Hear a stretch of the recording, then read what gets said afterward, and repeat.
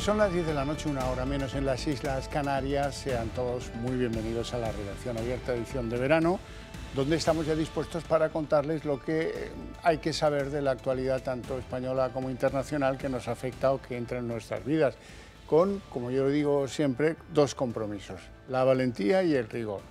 Ustedes se van a dar cuenta enseguida de que esto no es una Telepedro. Es el aroma, es el sabor, es la construcción de las cosas que está bastante reñida con lo que ustedes pueden ver en algunas de las innumerables Telepedro que operan en nuestro país. Bueno, hoy es obligado, como tantos días, empezar contando cómo van los incendios. Hombre, van mejor. Sin embargo, hay incendios que todavía están muy vivos, concretamente 3 en Galicia.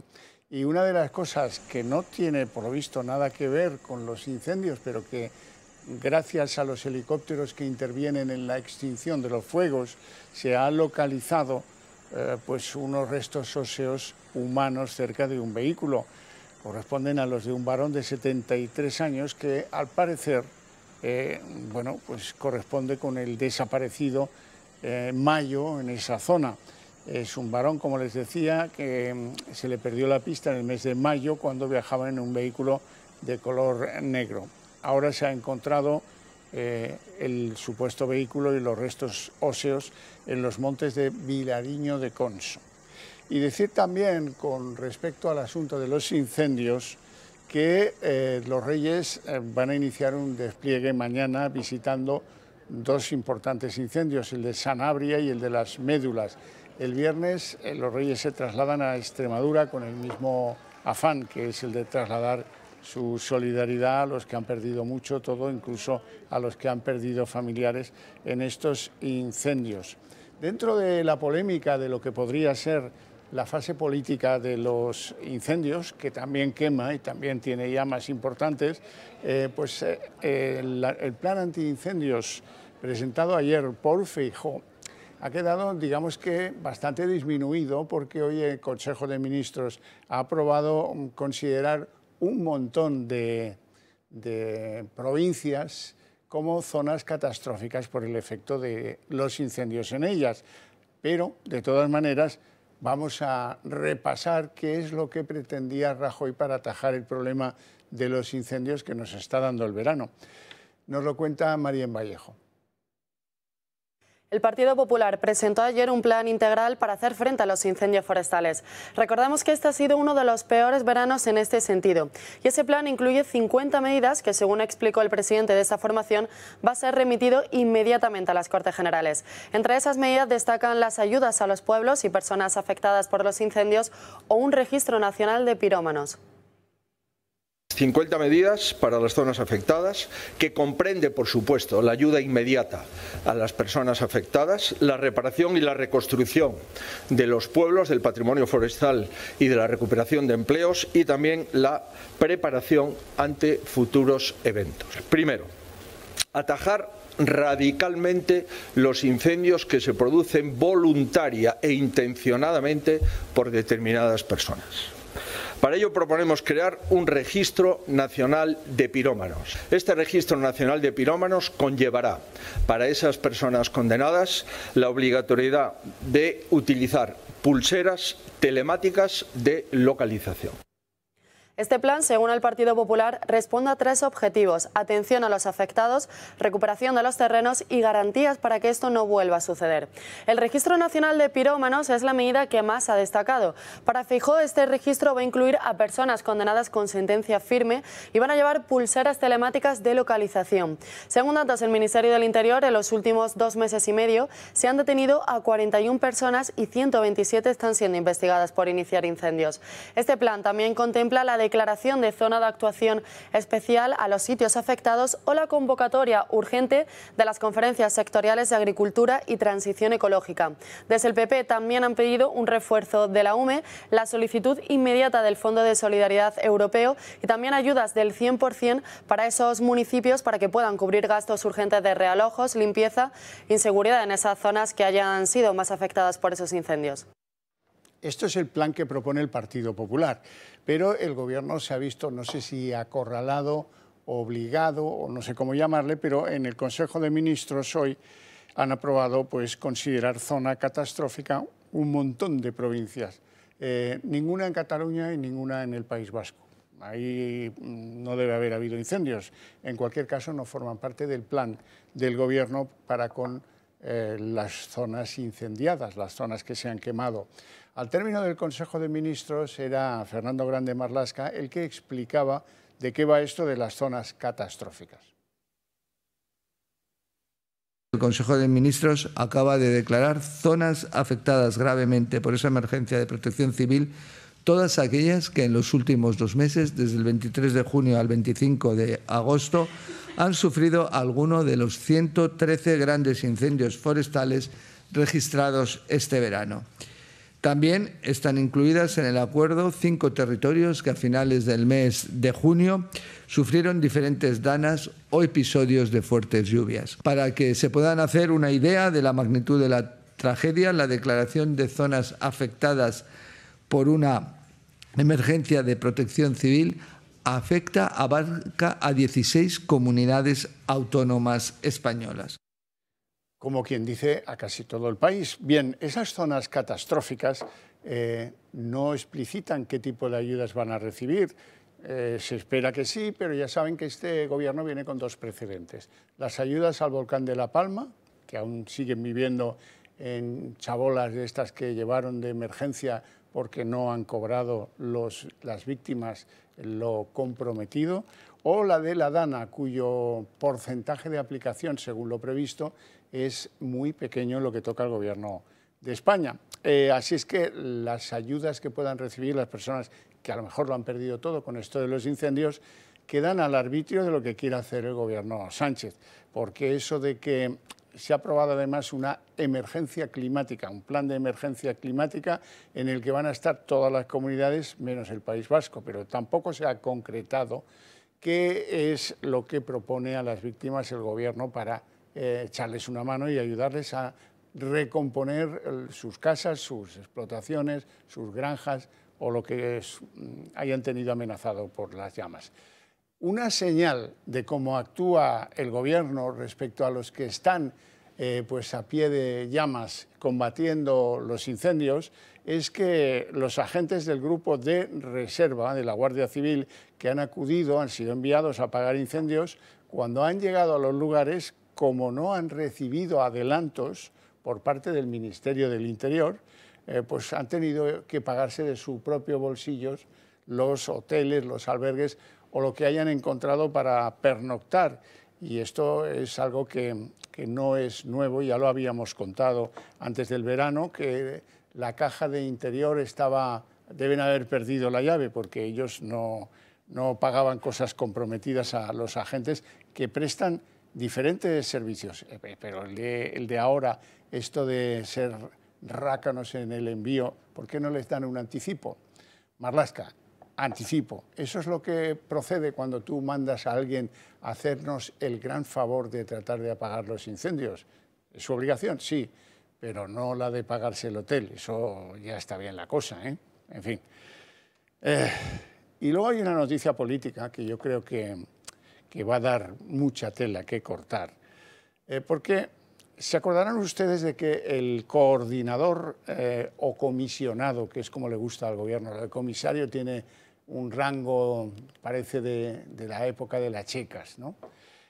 Bueno, era el comisionado de la Dana en Valencia. Se llama este hombre José María Ángel, es un socialista de pro, ya saben que le pillaron con el currículum falseado.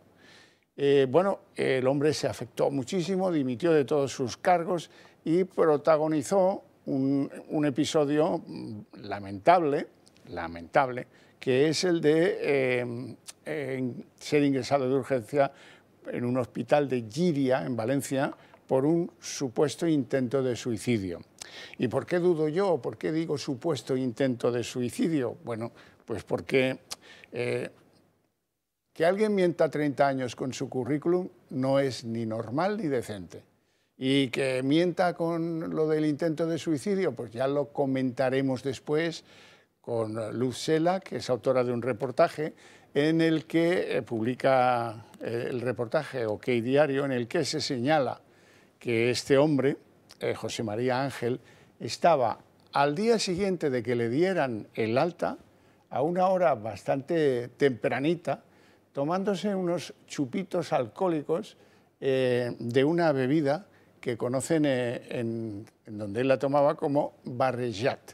Y el barrejat pues, es un compuesto altamente alcohólico y la verdad es que esto no termina de casar. Dicen los psiquiatras que los que cometen un intento de suicidio son gente que está muy deprimida, son gente que tiene dudas y que muchos de ellos vuelven a repetir, si es que han fracasado en contra de su voluntad lo del suicidio, vuelven a intentarlo más adelante. Bueno, que hay dudas sobre si este hombre también nos engañó con lo del intento de suicidio. Vamos a hacer una pausa de publicidad. Produce y almacena la energía que consumes, asegurando el suministro en tu hogar y garantizando un ahorro en tu factura de la luz. ¿Cómo? Gracias a una batería instalada en tu casa y a la energía que generas desde un parque solar remoto. Aunque vivas en un piso, sin necesidad de instalar paneles en tu tejado, puedes tener tu propia energía y protegerte del mercado eléctrico. Y todo con la tranquilidad de un proyecto pensado para los próximos 40 años. Descubre el pack ahorro energético de Comunidad Solar en comunidadsolar.es o llamando al 980 2812.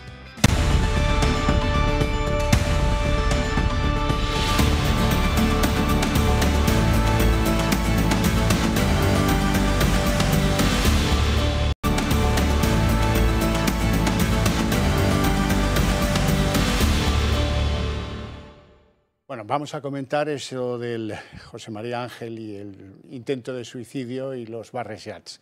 Y lo vamos a hacer con Luz Sela, que es periodista de OK Diario y que ya nos acompaña aquí. Muy buenas tardes. ¿Qué tal? ¿Cómo estás, Javier? Gracias por Buenas tardes. atendernos. Hacía mucho que no te veía y me alegra que des estas noticias. Cuéntame los detalles. ¿A qué hora lo pillan y qué era lo que tomaba? Pues mira, lo pillan como a las 9 de la mañana del sábado 9 de agosto, es decir, un día después de su ingreso por ese intento de suicidio. Y lo que estaba tomando pues eran unos chupitos, por lo que nos cuentan las personas que estaban allí, típicos de Valencia, que es una mezcla de mistela y otro licor, o sea, una mezcla bastante potente, ¿no? Mistela y cazalla, más o menos. Eso es. Sí, que eso a las 9 de la mañana es trilita. Vamos a... Todo esto viene a poner en cuestión lo del intento de suicidio, que ya había mucha gente que decía no creerse lo del intento de suicidio, ¿no? Sí, efectivamente. Bueno, no es lo habitual, ¿no? Ya no es habitual que venga una persona de alta apenas unas horas después de ser ingresado por un intento de suicidio, ¿no? Bueno, pues... en otros trámites habituales, lo lógico, vamos, por lo que yo sé, es que te deriven a una unidad de tratamiento, etcétera, etcétera, que estés bajo supervisión durante unas horas más. Pero bueno, en este caso, efectivamente, como tú dices, ya había pues algunas dudas sobre el alcance, ¿no?, de ese intento. Porque, como nosotros publicamos, pues los servicios de emergencia, los bomberos, cuando localizaron al excomisionado, pues estaba plenamente consciente y en el uso de todas sus facultades. Aún así, bueno, pues fue derivado de urgencia al hospital en el que estuvo ingresado, rodeado de su familia, unas horas, y luego fue dado de alta el mismo viernes. Y el sábado, bueno, pues lo veíamos ya en esta terraza departiendo muy sonriente y relajado con varios amigos y conocidos allí de la localidad. Pues sí, la verdad es que sí. En fin, Luz Sela, muchas gracias, felicidades por la información y te deseo una feliz tarde. Gracias. Gracias. Bueno, continuemos porque esto no termina ahí, ni mucho menos. La cosa, las novedades nos hacen preguntarnos de vez en cuando, a veces... dejamos periodos largos de barbecho informativo, pero los grandes asuntos no pueden funcionar a estímulos de ondas, que ahora sí, que ahora no. Hay que preocuparse por los temas de continuo. Es el caso de Venezuela. ¿Qué está pasando en Venezuela?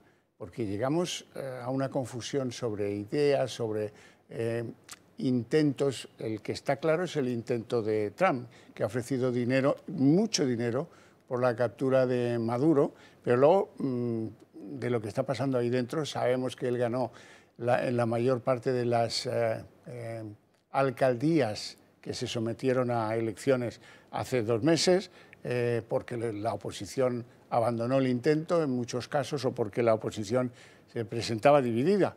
Pero vamos a ver qué está pasando en Venezuela. Son imágenes de los supuestos alistamientos masivos en Venezuela. Más de 4 millones de personas se podrían haber unido a las milicias.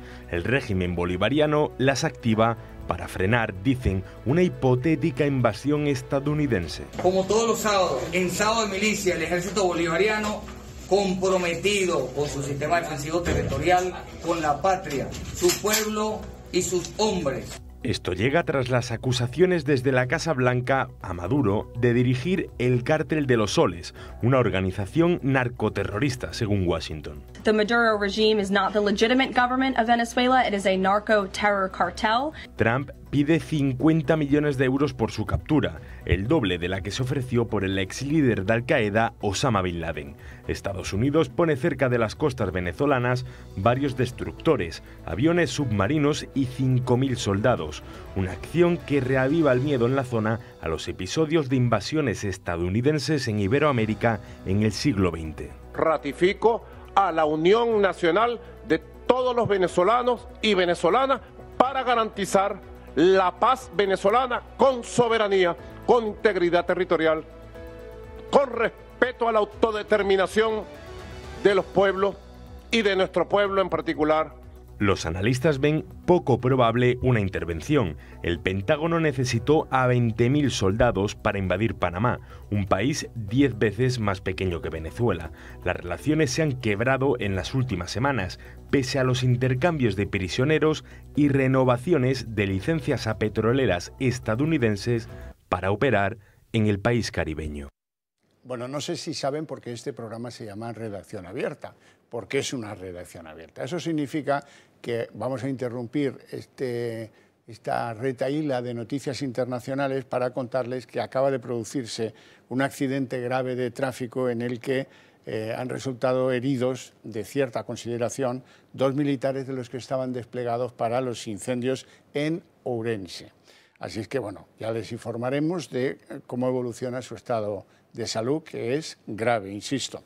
Bueno, y de ahí a Donald Trump, este hombre que ha hecho la apuesta dineraria para arreglar el problema de Maduro de forma Trump. La forma es claramente la de Donald Trump. Bien, hoy ha hecho unas declaraciones en una entrevista que son curiosas, quizás por lo simple de los mecanismos que utiliza Trump para acercarse a los problemas. En primer lugar ha dicho, oiga, es que a mí en las cumbres estas me llaman presidente de Europa, que es como una coz en los morretes de la señora Ursula von der Leyen. Y luego le preguntan sobre la relación entre Zelensky y Putin y dice una tremenda, dice, oiga, es que a Putin no le gusta a Zelensky. Veanlo. Creo que nuestra nación ahora es la nación más respetada del mundo. De lejos, lo pudisteis ver el pasado viernes con los líderes europeos. Respetan a vuestro presidente, hasta el punto de que, bromeando, me llaman el presidente de Europa, lo que es un honor, porque me gusta Europa y su gente. No le gusta, no les gusta. Hay gente que a mí tampoco me gusta. No me gusta reunirme con ellos. A veces sí me gusta reunirme con gente que no me gusta. No se gustan realmente. Y si hubiéramos tenido un presidente de verdad, en vez de uno elegido de forma fraudulenta, esta guerra nunca hubiera sucedido. Al más puro estilo de Trump. Bueno, vamos a hablar de corrupción en España, que seguro que esto les interesa sobremanera. A mí también me interesa sobremanera. Y lo vamos a hacer con don Luis María Pardo, que ya me acompaña a través de Skype, presidente de Justitia Europa. Muy buenas tardes, Luis María, ¿estás ahí? Hola, Xavier, buenas tardes. Buenas tardes. Vamos a ver, hemos visto que el caso Begoña ha dado un un viraje, un cierto viraje, con la imputación de un quinto delito, lo cual podría elevar hasta 17 años lo que el juzgado le reclama a la señora del presidente Sánchez. ¿Cómo ves esta instrucción? ¿Le falta mucho? ¿Le falta poco? Evidentemente habrá que ver las declaraciones previstas, que son es de donde deducimos por el auto del magistrado Peinado que le aprecia 5 diferentes delitos, ¿no?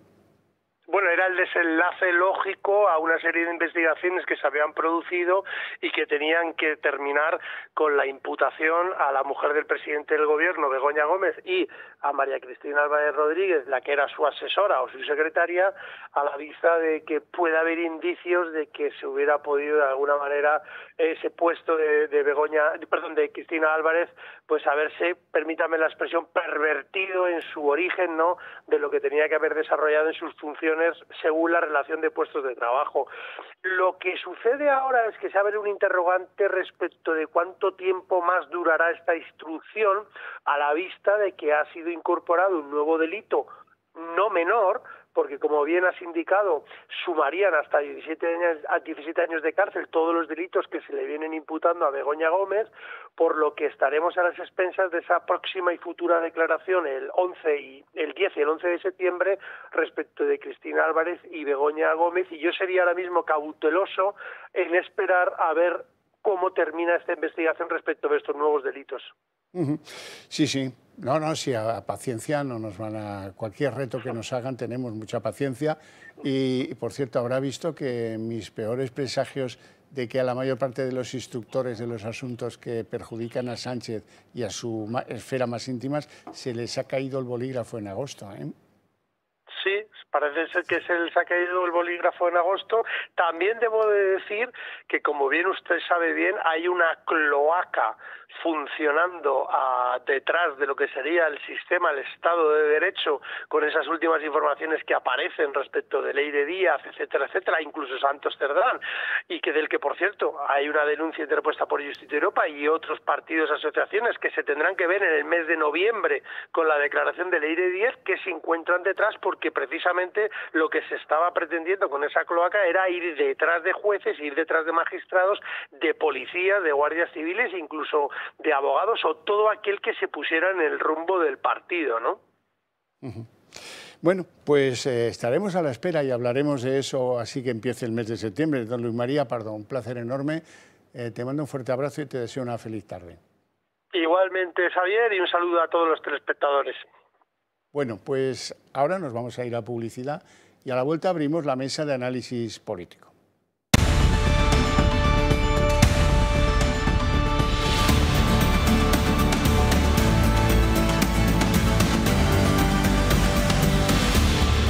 Bueno, pues abrimos nuestra mesa de análisis político. Lo primero, obviamente, presentarles a nuestros invitados hoy. Doña Marina Álvarez. Hola, ¿qué tal, Horcajo? ¿Qué tal? ¿Cómo estás? Periodista, compañera de la casa, la que conocen por innumerables programas, entre ellos el informativo de la noche. Efectivamente, que compartimos cada noche. Eso es. Don Iñaki Ezquerra, muy buenas noches. Buenas noches, Javier. Hombre de difícil presentación, analista político, expolítico o político, no, político no he sido guadiana, digamos, intelectual y uno de los hombres que más sabe en España, de Pío Baroja. Y gracias, además de todo eso, fundador del Foro de Erma. Con ese bagaje, pues me siento muy bien, nos sentimos, Marina y yo, muy bien acompañados, ¿no? Bueno, vamos a ver. Vamos a tratar de enmarcar, de situar alguna cosa. Por ejemplo, Vox ha presentado una denuncia por la vía penal contra la gestión de la prevención y la extinción de los incendios que se ha realizado en Castilla y León por parte del gobierno de Alfonso Fernández Mañueco y, por otra parte, por el gobierno de España. Es decir, que van a los dos. Van a los dos porque probablemente pues, deducen que haya habido negligencia en la prevención y algún que otro error en las maniobras de extinción. Cuentan y no paran los de la UME, que van y vienen, vienen y van. Y que, en fin, algo de descoordinación parece que han sentido los que se están jugando la vida allí. Otros que se están jugando la vida allí, se lo contaba yo antes, el grupo de reservas de la Guardia Civil, que, hombre, no es normal que si a estos hombres, que es su obligación, claro, los mandan a contribuir, a ayudar, a potenciar el apagado de los fuegos, pues alguien les tendrá que dar un adelanto para que no tengan, como está pasando, y Marlaska no hace nada, cómo tienen que hacer, adelantar el dinero para hacerse con una habitación en un hostal, en un hotel o donde puedan, ¿verdad? Iñaki. Bueno, a mí esto me parece ya un mal crónico de este país, y es que además se está hablando de los incendios como si fuera un fenómeno nuevo. O sea, yo no recuerdo ningún verano en el que los incendios no hayan sido noticia. Entonces, estos días estaba releyendo los poemas, ahora que se cumplen los 150 años del nacimiento de Antonio Machado, estaba releyendo poemas de Campos de Castilla, y habla de el hombre de estos campos que incendia los pinares y su despojo aguarda como motín de guerra. Hace esas descripciones y luego habla, pues por ejemplo, habla de la hojarasca, de los rastrojos, habla de malezas y cambrones, no cabrones, que es otra cosa, sino malezas y cambrones. Bueno, pues todo eso que ya aparece en los poemas de Campos de Castilla es la realidad que hay en la España interior. Y claro, si ahí tenemos un mal que es atávico, que es la aridez de España, y luego pues a eso se une un invierno como el que hemos tenido, con mucha humedad, donde ha crecido la vegetación, y esa vegetación luego sabíamos que se iba a pudrir, pero resulta que tenemos unas normas, ya empezando porque no se pueden limpiar los bosques y no se puede limpiar toda esa maleza y todos esos cambrones que se han secado, bueno, pues es que ya encima, aparte del mal que tenemos ya, que es un mal tradicional, hemos añadido encima todavía más obstáculos para evitar precisamente esos incendios. ¿Cuál es el problema? Es que además yo escucho a supuestos especialistas, no, hay que hacer una reflexión sobre lo que ha fallado. Bueno, pero es que el problema es que no sabemos lo que ha fallado. Quiero decir que tenemos un gobierno que no explica lo que ha fallado y tampoco lo están explicando los presidentes de las diferentes autonomías. Entonces, sí creo que es pero ya digo que es un mal general. O sea, ¿cómo es posible que en el año 82 hubiera unas inundaciones en Bilbao, inmediatamente se activaran todos los servicios de emergencia y se pudiera salir adelante y Bilbao pudiera salir adelante después de aquella catástrofe? ¿Y cómo es posible que 50 años después, medio siglo después, resulta que no hay capacidad para reaccionar en el caso de Valencia? Bueno, pues es que, y además, claro, es que aquí se van juntando una tras otra catástrofe cada vez que hay una desgracia colectiva, y es que nadie explica lo que ha pasado. Seguimos sin saber lo que pasó con el apagón, seguimos sin saber muchísimas cosas, pero es que ha pasado con la pandemia, que se tomaron medidas anticonstitucionales, y que no se sabía la cifra de fallecidos, pasa con el apagón, pasa con la Dana Valenciana. Es que nadie se responsabiliza de nada y nadie busca ni las causas siquiera, porque ya no se trata de buscar culpables, sino vamos a buscar las causas. Bueno, pues yo todavía estoy esperando a que este gobierno explique las causas de por qué se han producido esas catástrofes. Entonces, bueno, pues todo lo que sea, desde luego, ponerles contra las cuerdas me parece bien. Sí, Marina. Yo comparto con Iñaki lo mismo, que al final un poco lo que ahora pretende Vox con este afán de judicializar esta causa es expresar ese hartazgo que tenemos los españoles, porque continuamente se suceden las muertes, ya sea con la Dana, con más de 200 muertos, con el apagón. Hoy contábamos que había varios militares que habían tenido ciertos problemas o que pueden haber resultado heridos por este asunto, y yo creo que el problema que subyace detrás de, en este caso, de los incendios, ¿no? Más allá de un tema que también de falta de coordinación política, es que tenemos al frente de las instituciones, que deben de ser claves, a personas que no están preparadas, ¿no? Lo vimos con la Dana ya, que son personas pues que tienen cierta carrera política en este caso en el PSOE, como pasó con el caso de la responsable de emergencias de la Dana, pero que no tiene la preparación suficiente para ello, ¿no? Y lo mismo estamos viendo ahora con la responsable de Protección Civil, una responsable que ayer daba una entrevista en una radio y decía que era todo el cambio climático, cuando ella es una persona pues que el único mérito que acredita es haber hecho carrera en el Partido Socialista, es licenciada por Derecho, no es ingeniero, no tiene las suficientes capacidades para hacer. Sánchez. defendía a Sánchez en sus campañas. Efectivamente. Y eso le ha valido para que la nombren directora de Protección Civil.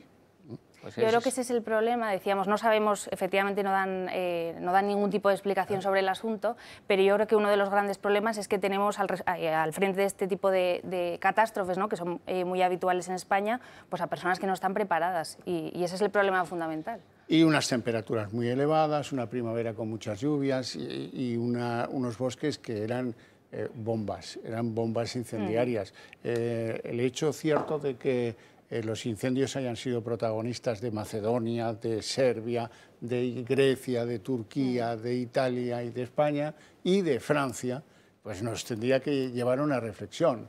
No es que tengamos un índice de pirómanos tan elevado como algunos pretenden hacernos creer. Alguno habrá, no digo que no, pero vamos, francamente, la situación de estos incendios, que no se han podido muchos de ellos extinguir, porque era el viento, el calor, el no sé qué, el difícil acceso. Todo esto tiene explicaciones pues mucho más de base. Hay que limpiar los bosques antes de que empiece la temporada del calor. Eso es así.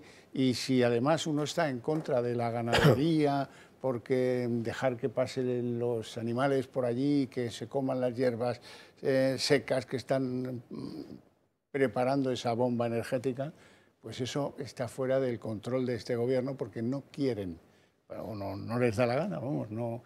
Eso está, cualquiera que haya vivido en un pueblo sabe qué hacen las ovejas o las cabras cuando las llevan a un monte, ¿no?, que es desbrozarlo, comerse.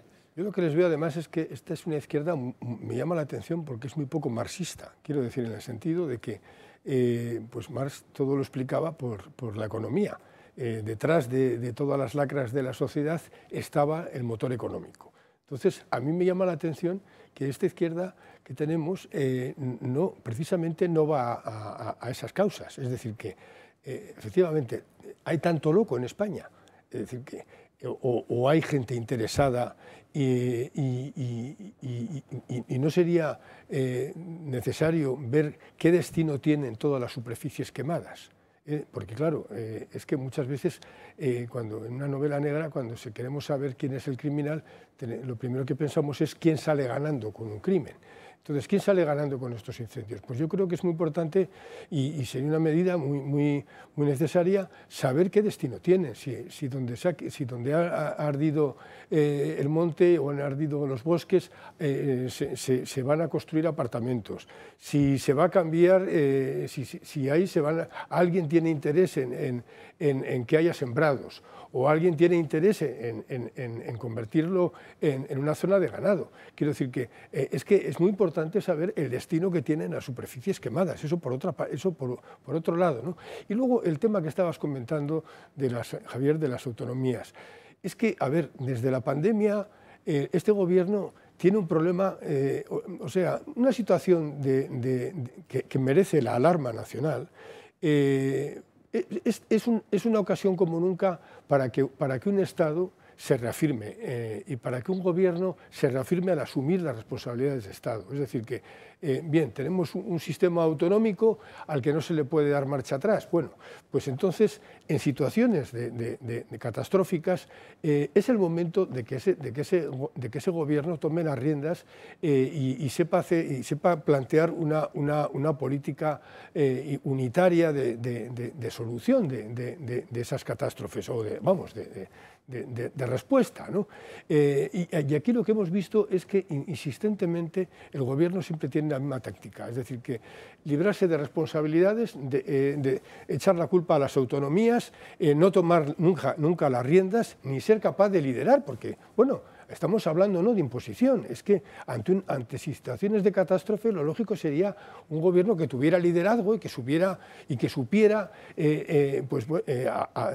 llevarse bien y sintonizar con todas las autonomías para ir a solucionar. Además, no solamente es que incluso está la UME, pero es que hay servicios de bomberos de diferentes comunidades autónomas que también se podían poner al servicio de las comunidades afectadas. Es decir, que cuando una comunidad no ha tenido ese problema, Pues resulta que tiene ahí unos cuerpos de bomberos que sí pueden estar a disposición de los que lo necesitan. Bueno, pues esa capacidad, desde luego, este gobierno lo ha demostrado, y lo que ha demostrado es que, ya sigo, siempre que hay una catástrofe, siempre que hay una desgracia, a lo que siempre va, por desgracia, el Partido Socialista, es siempre, insistentemente, y desde el 2004, porque esto es, yo diría que es, frente a la política de Estado que no tenemos, hay la política de propaganda del Partido Socialista.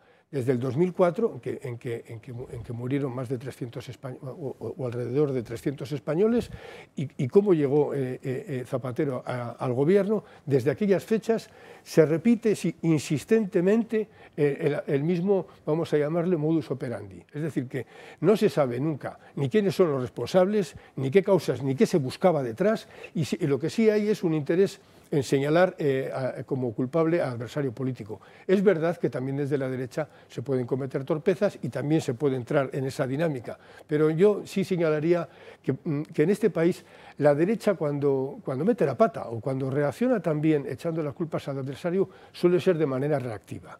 Es decir, que siempre están por delante, por desgracia, la izquierda que tenemos. Bueno, sí, yo coincido que al final es un mal común en nuestra clase política, tanto de la izquierda y de la derecha, ¿no? Y voy un poquito más cercano en el tiempo. En la Dana también lo vimos. Lo que al final yo creo que buscan los políticos hoy en día no es dar una respuesta al ciudadano, no es dar explicaciones, sino a ver qué tajada política o a ver qué gestión política puede hacer de esta crisis, ¿no?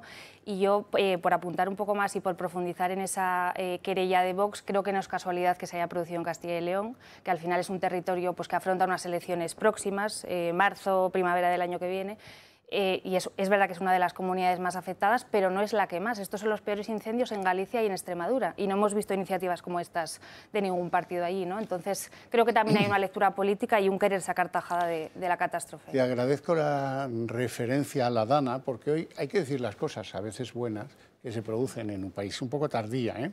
Pero resulta que el jefe de la AMT, de la Agencia Meteorológica Española, que se llama Núñez, José Antonio Núñez, ha admitido posibles errores de gestión por parte de su organización, de la AEMET, en cuanto supo o tuvo que hacer frente y contar a las autoridades implicadas el impacto del agua que se les venía encima. Por primera vez, esto sucede por primera vez, y después de que en el juzgado de Catarroja la jueza haya declinado cualquier imputación para los instrumentos terminales del Ministerio de Transición Ecológica, sea la Confederación Hidrográfica o la AEMET. En ninguno de los casos se ha producido. Bueno, pues iremos viendo, pero en cualquier caso... Es de agradecer. Es de agradecer, sí, porque los demás, que sí, que si no, que si tal, pero... Bueno, pero llegan un poco tarde, Xavier. Llega un poco tarde. Lo que sí sabemos es que la solución no va a ser ese gran pacto por el cambio climático que nos promete Sánchez. ¿Estás tú esperando el plan yo estoy emocionado, pero estoy tan emocionado como ante la alianza de civilizaciones de Zapatero. Es decir, que estamos en una repetición de lo mismo, entonces ahora es la alianza de las estaciones. Es decir, que ya hemos dejado las civilizaciones atrás y ahora estamos en las estaciones. Entonces, bueno, pues, en fin, yo creo que de todo esto lo que puede salir, si Sánchez durara, es un nuevo ministerio para el cambio climático y unos nuevos chiringuitos pues para que chupen todos los amigos y parientes que todavía se han quedado, están esperando su momento. Bueno, una de las noticias políticas del día es que el Gobierno va a retrasar un mes el reparto obligatorio de los menas que salen de Canarias porque están sobredimensionados allí y se van a repartir según un criterio que impone el Ministerio de Ángel Víctor Torres a las autonomías. La mayor parte de las autonomías, incluyendo Castilla y La Mancha, tienen recursos ante el Constitucional porque están en contra de ese reparto de menas. Hoy, en cambio, pues ya el asunto parece que se ha decidido por parte del Gobierno y veremos a ver qué pasa, pero lo contaba de esta manera la portavoz Pilar Alegría.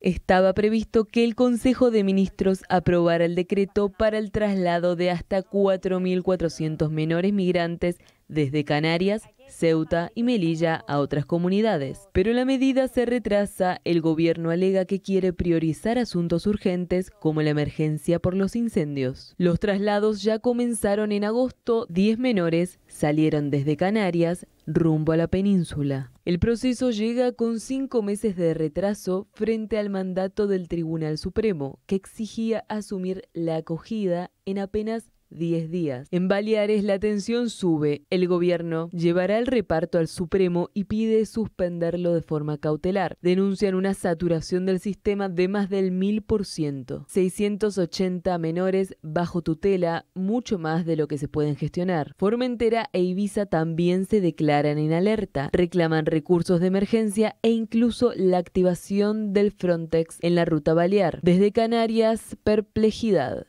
Su portavoz acusa a Baleares de actuar de forma contraproducente y exige unidad institucional. El plan de restribución de menores migrantes está en un punto muerto, sin aprobación ministerial, con batallas jurídicas abiertas y con fuertes tensiones territoriales.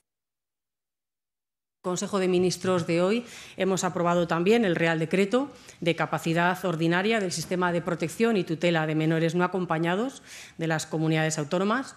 Se trata en este caso de un paso importantísimo para garantizar los derechos de la infancia migrante. Estamos hablando de niños y de niñas que llegan solos a nuestro país y a los que tenemos la obligación de darles una acogida digna, solidaria y, si me permiten, también humanitaria. Bueno, ya veremos si eso lo valida el Congreso o no lo valida el Congreso, porque las mayorías de Sánchez no permiten augurios, no los permiten. Ahora, que es un tema que se está resolviendo de muy mala manera y de muy mal modo, eso es evidente, porque, bueno, es que van a seguir llegando, es que se van a volver a saturar, es que va a tener que hacerse otro reenvío de esos menas, entre los cuales, por cierto, yo no recuerdo haber visto una mujer. No lo recuerdo, piénsenlo, a ver si alguno se acuerda. Iñaki. Sí, yo entiendo por otra parte que no sé, se supone que estos menores no acompañados es porque huyen de situaciones de guerra, que es lo que nuestra legislación obliga a acogerlos. Es decir, que luego entonces no entraría ahí ni el término inmigrante, ni el término emigrante, ni el término migrante, que tanto les gusta. Con esa palabra ya... Primero está el término migrante, que yo no sé por qué es ofensivo, qué va en contra de la corrección política el señalar que alguien tiene un lugar de procedencia o viene a un lugar a trabajar. Es decir, que los términos de inmigración y emigración pues eran los que se utilizaban tradicionalmente y ahora con esa palabra, la palabra migrante, es una palabra amuleto. Es decir, que por cierto que además, en fin, si pensamos en lo ofensivo, pues tendría que ver con las aves migratorias. Esas sí que son migrantes. Que esas sí son migrantes porque esas salen de una zona que cuando cambia el clima y luego vuelven a esa zona, están yendo y viniendo, pero en el caso del emigrante desgraciadamente se va para no volver, si es que tiene suerte y si se le llama inmigrante pues llega a un sitio que es para, si es posible, quedarse, si tiene las suficientes oportunidades. Entonces, bueno, ya empezamos con la terminología inadecuada, ¿no? En este caso serían menores no acompañados que huyen de situaciones conflictivas y que lo que buscan es un estatus de refugiado. Es decir, que este sería, y esto es lo que nos obliga a acogerlos. Y por otra parte, claro, está la responsabilidad es que no asume nunca el gobierno, es decir, que se tiene que hacer cargo el Estado. Bueno, vamos a empezar porque el Estado son también las autonomías, es decir, que en las autonomías cuando hablan, no, es que se tiene que ocupar el Estado, no, usted es parte del Estado. Pero es verdad que ante una situación de estas tiene que tener una planificación el propio gobierno y saber qué capacidad tienen diferentes autonomías para acogerlos. Claro, es que el lema aquel de que vengan todos, bueno, a ver, que vengan todos, pero si resulta que no tienes capacidad de acogida, lo que les estás haciendo, aparte de todo, pues es una verdadera faena, porque lo que les estás haciendo es condenarlos a que se busquen la vida y en muchos casos a la delincuencia. En fin, que lo que falta es una planificación, una política de Estado, como en tantas cosas. Sí, yo lo veo un asunto complicado. Antes hablábamos de los pactos de Estado y este asunto requeriría un pacto de Estado pues como el que hablábamos por el tema de los incendios, ¿no? Lo veo muy complicado porque tenemos, por una parte, un Partido Popular que cambia mucho el discurso en lo que se refiere a inmigración, en función un poco pues, del momento en el que esté con los pactos con Vox en las autonomías. Parece que se vuelve más duro, parece que se vuelve más blando, pero claro, también hay que entender al Partido Popular, ¿no? Cuando en sus comunidades, como es el caso de Madrid, es a la que más menores va a llegar en detrimento, por ejemplo, de Cataluña. Entonces tenemos a un Partido Socialista que se le llena la boca, como escuchábamos a Pilar Alegría, con que es de justicia y de solidaridad, bueno, pues acoger a estos niños, pero que luego, a la mínima que puede, pues le cuela al Partido Popular no sé cuántos menos para Cataluña, ¿no? Al final es una moneda de cambio política para el Partido Socialista, que la utiliza pues, para llegar a algún tipo de acuerdo con Cataluña o con otros partidos, y con un partido que está atado con vínculos tan radicales como pueden ser Esquerra o Junts, pues es muy difícil llegar a un acuerdo, ¿no? Y es un asunto delicado porque, digo, todavía hay pues 1000, me parece que son menores esperando llegar a la península, ante un acuerdo que está muy lejos de producirse, ¿no? Bueno, atención, porque hay que ser muy precisos con el lenguaje. Tengo que contarles una noticia según la cual ha habido una agresión a un funcionario de un centro de internamiento de menores, que no tiene nada que ver con lo de los menas, o sí. Cuando un mena o un menor que no es mena tiene un problema con la ley y le condenan a ser recluido en este tipo de centros de internamiento de menores. En Sevilla, en Alcalá de Guadaira, resulta que ha sido agredido uno de los funcionarios de estas instituciones, que, insisto, pues tienen más que ver con lo penitenciario que con el tratamiento que se da a los menas. Los menas vienen aquí de hoteles, se les da un dinero de bolsillo para que puedan salir a la calle, apenas se les controla el horario de entradas y salidas, viven en la calle, aunque van a dormir a veces al centro de menas donde les dan el dinero y les dan de comer.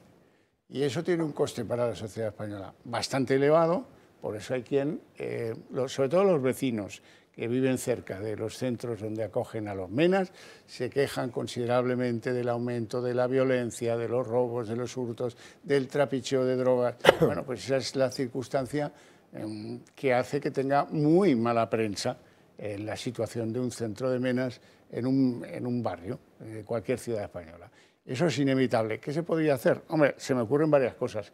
Y el compromiso es tenerles ahí haciendo el ganso sin saber qué edad tienen hasta que se harten y se vayan a buscarse la vida, o el compromiso debe ser hacerles gente de provecho. El compromiso es educarlos o no educarlos, o tenerlos allí como si fuera un Airbnb. No. Si hacemos el esfuerzo, saquemos algo de ese esfuerzo, que salgan pues, conociendo el idioma, que salgan conociendo las costumbres y a lo mejor hasta algún oficio, ¿por qué no? Sí, bueno, el tema de la pedagogía es necesario para los menores y sería también necesario para los mayores en muchos casos, porque muchas veces no hay que olvidar que al margen de una educación básica que tiene que consistir en eso, en convertirlos en personas de provecho, pero al margen de eso es que muchas personas de estas vienen de culturas teocráticas, es decir, de culturas que no son democráticas. Entonces, también esa pedagogía, ya digo, tiene que aplicarse en muchos casos a los adultos. Es decir, que aquellos que de verdad creen que se pueden golpear a las mujeres, o que se les puede impedir estudiar, o que se les puede concertar un matrimonio, todo eso requeriría de un esfuerzo pedagógico de los estados a la hora de acoger a una cantidad de inmigrantes. Es decir, que aquí el problema no es racial, es decir, que el problema es cultural. Es decir, que en eso yo siempre cito a Giovanni Sartori, que fue un teórico de esta cuestión, y él hablaba del problema. El problema no era multirracial, el problema es multicultural, cuando las culturas de las que provienen esas personas son culturas teocráticas y culturas que tienen dentro de sí como una norma la violencia, ¿no? Entonces, bueno, pues, en fin, yo creo que se trata de eso, de que crear verdadera política de Estado y en la que la pedagogía tiene que figurar como un principio básico, pero claro, si en lo que estamos es en poder decir que marcar distancias con los otros partidos y en decir que yo soy muy bueno y que yo quiero acoger a todo el mundo, pero ahí está la extrema derecha, que es maléfica y que es racista, en fin. Entonces, claro, si estás en eso, en la propaganda, pues entonces no te preocupa, lógicamente, el atender de verdad a esas personas y el que no tengan un destino de delincuencia y de falta de preparación para la vida. Estas situaciones de violencia, de agresiones a educadores y a trabajadores sociales, yo creo que no pasan solo en los centros de menores inmigrantes, también en los centros de menores que están cumpliendo medidas judiciales, ¿no? Medidas penitenciarias. Sobre este tema hubo mucho debate hace unos meses sobre la ley del menor, si había que bajar la edad en la que el menor era imputable. Y lo que se quejaban, o sea, la principal queja de estos educadores es la desprotección que tienen, ¿no? Que llevan años pidiendo que sean reconocidos como figura de autoridad, que se puedan defender si un menor les agrede. Son cosas que llevan años denunciando y que no hay ningún tipo de respuesta, ¿no? Y una cosa interesante que ellos decían es que al final se trata de centros que son de titularidad pública, pero que están gestionados de forma privada. Y este es el motivo por el que ellos luego no pueden pedir de alguna manera, no tienen a quién pedir responsabilidades. Entonces yo creo que este es un fenómeno que va a seguir produciéndose y que Marlaska o el responsable de Interior, igual que pasa en las prisiones, pues tiene que poner algún tipo de solución, ¿no? Pues lo llevas claro. Lo llevas claro. Porque yo creo que eso pasa en todos los países.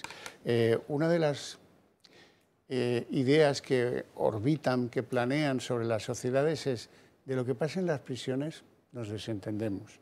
No queremos saber cuál es la enseñanza que se pueda producir allí o las condiciones de trabajo de los que son carceleros, que son muy duras, porque un carcelero, si el turno son 8 horas o 10, no lo sé. Pues yo en un centro de menores de estos tampoco querría estar. Del otro lado de las rejas, con los menores, y eso necesitan cierta comprensión por parte de la sociedad, ¿no? Que se ha desentendido de los que están encerrados y que no quiere saber nada. Ya sale de los impuestos lo que tiene que salir, ¿no? Entonces, seamos sinceros, ¿no? Hay quien cree, yo no formo parte de ese nutrido grupo, que hay movimientos, que se está preparando algo, que va a haber una crisis de gobierno, que hay una obvia necesidad de renovar algunas caras. En síntesis, que alguno de los ministros está más quemado que las pistolas del coyote. Pero, bueno, pues como esto lo cree al parecer tanta gente, yo creo que al number one, al puto amo, como le llaman en el PSOE, ya le conviene que tenga ministros en carne viva o en cocción preventiva. Y que no veo yo que vaya a haber una crisis de gobierno en el horizonte, porque tampoco aportaría nada. Pero bueno, Natalia Hernández nos cuenta de qué van esas hipótesis. Arranca el curso político y en el Ecuador de su legislatura, Pedro Sánchez tendría en mente un importante cambio de caras dentro de su actual equipo de gobierno. Hasta ahora han sido 3 los ministros a los que Pedro Sánchez ha tenido que sustituir. La primera, apenas un mes después de conformar gobierno, Nadia Calviño, hasta entonces mano derecha del presidente, dejaba la vicepresidencia primera para presidir el Banco Europeo de Inversiones. En su lugar entraría Carlos Cuerpo para hacerse cargo de la cartera de Economía, Comercio y Empresa. A inicios del curso pasado, el ministro José Luis Escrivá abandonaba el gobierno tras ser elegido como nuevo gobernador del Banco de España. Óscar López ocuparía su vacante como ministro de Transformación Digital y Función Pública. Y el hasta ahora último cambio, el pasado mes de noviembre, otra de sus vicepresidentas, Teresa Rivera, abandonaba a Sánchez al ser nombrada vicepresidenta ejecutiva de la nueva Comisión Europea. Sara Agesen la sustituiría en el gobierno. 3 cambios que nada tendrían que ver con lo que Pedro Sánchez plantearía para las próximas semanas. El presidente del gobierno tan solo contaría con 7 de los 22 ministros actuales. Los elegidos para continuar serían los 5 actuales candidatos a presidencias autonómicas. Pilar Alegría, candidata para Aragón, Diana Morant para la Comunidad Valenciana, María Jesús Montero para Andalucía, Óscar López para la Comunidad de Madrid y Ángel Víctor Torres para las Islas Canarias. Además, Pedro Sánchez mantendría a los otros 2 relevos hechos durante la legislatura. Seguiría manteniendo a Sara Agesen y a Carlos Cuerpo. Todo un un cambio de cromos que dejaría al resto de ministros en la cuerda floja y podrían abandonar en las próximas semanas o meses el actual Consejo de Ministros. Muchas gracias, Natalia. Fernández, que yo me equivoqué antes. Iñaki, ¿qué te parece? ¿Va a haber crisis de gobierno? Bueno, a ver, es que este gobierno ya está en crisis. Ya, bueno, sí, pero lo que tradicionalmente se llama recambios. Vaquillo, segunda parte. Segunda parte del partido. Bueno, pues sí es posible, sí. Y bueno, en fin, me imagino que habrá gente incluso que se quiere ir a casa, los más inteligentes, que saben que esto hace aguas, ¿no? Es decir, que este gobierno es un cadáver. Entonces, bueno, pues me imagino que ya digo que habrá quien se quiera ir y hay a quien le puede, no sé, gustar la idea de asistir a la agonía. En fin, pero vamos, que es no deja de ser esto en fin, si es un rumor, es una cortina de humo. Y luego este gobierno, pues bueno, Sánchez está empeñado en hacer como que ese cadáver está vivo.